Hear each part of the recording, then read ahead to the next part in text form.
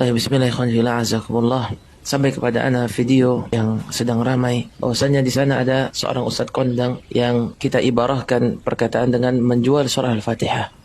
Siapa yang ingin dibacakan Al-Fatihah maka dia harus membayar 5 juta atau 10 juta. Allahul musta'an kepada orang tersebut.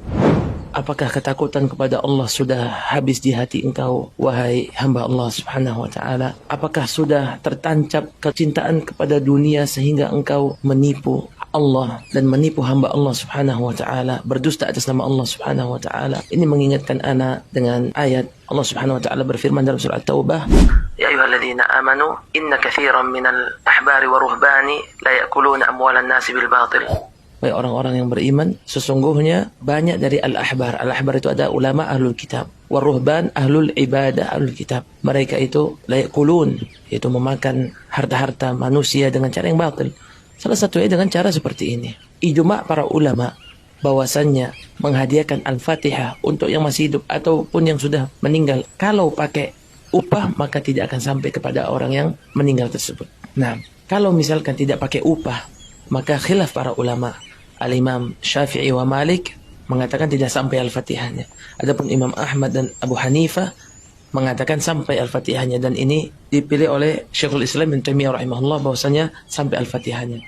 Tapi titik inti permasalahan ikhwan fillah adalah ijma' para ulama kalau pakai upah, misalkan kita membaca Al-Fatihah harus bayar dulu 10 juta, 5 juta atau lebih dari itu atau kurang dari itu, maka ijma' para ulama tidak sampai kepada orang tersebut. Maka inilah banyak yang dilakukan oleh ulama atau ahli ibadah ahlul kitab sebagaimana diceritakan Allah di surat At-Taubah. Bahwasanya mereka menjual agama, bahwasanya mereka mengubah-ubah isi Injil atau Taurat untuk dijual kepada manusia dengan harga yang sedikit, kata Allah Subhanahu wa taala di banyak surah di Al-Qur'an, di banyak ayat di Al-Qur'an.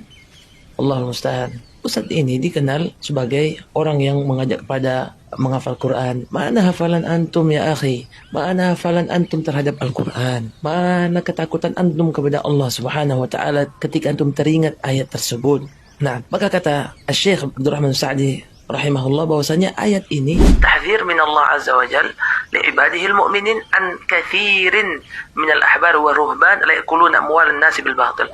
Agar Allah Subhanahu wa taala memperingatkan hamba-hambanya kaum mukminin, orang muslim, agar jangan meniru orang-orang Yahudi dan Nasrani dari para ulamanya, dari para ahli ibadahnya, dan meniru kebiasaan mereka, yaitu memakan harta manusia dengan cara yang batil tapi diselundupkan dengan cara-cara yang agamis.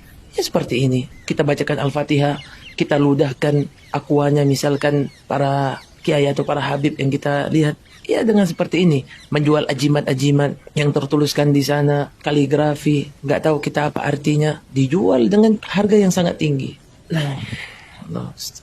Ikhwan fillah azakumullah. Kita ingatkan juga kepada orang tersebut bahwasannya Rasulullah sallallahu alaihi wasallam bersabda dalam hadis yang diriwayatkan oleh Al-Imam Bukhari dan Muslim dari sahabat Ibnu Umar radhiyallahu taala anhuma, kata Rasulullah sallallahu alaihi wasallam, la tazalu al-mas'alatu bi ahadikum hatta yalqa Allah azza wa jalla wa laysa fi wajhihi muz'atu lahmin. Senantiasa seorang dari kalian meminta-minta sampai dia bertemu dengan Allah Subhanahu wa taala dan dia tidak memiliki sepotong daging pun. Ini ancaman keras dari Rasulullah sallallahu alaihi wasallam, dan ini adalah celaan terhadap orang yang meminta-minta. Ada di sana karya yang sangat bagus, judulnya Dhammul Mas'alah, yang ditulis oleh Syekh Muqbil Al-Wadi'i rahimahullah azza wa jalla. Itu celaan untuk meminta-minta. Maka kita nasihatkan untuk ustadz kondang tersebut, semoga Allah Subhanahu wa taala memberikan dia hidayah untuk membaca dan takut kepada Allah Subhanahu wa taala. Dan ini sebagai juga nasihat untuk kaum mukminin agar jangan tertipu dengan orang seperti ini. Orang seperti ini sudah ma'ruf dengan kebohongan, kedustaan, memakan harta orang dengan cara yang batil, dengan disundupi dengan cara-cara yang agamis, dengan sedekah, dengan dibacakan Al-Fatihah. Ini semuanya dusta, tidak akan bermanfaat. Tidak akan bermanfaat untuk yang membayar dan akan memudaratkan untuk yang menerima bayaran tersebut. Alhamdulillah.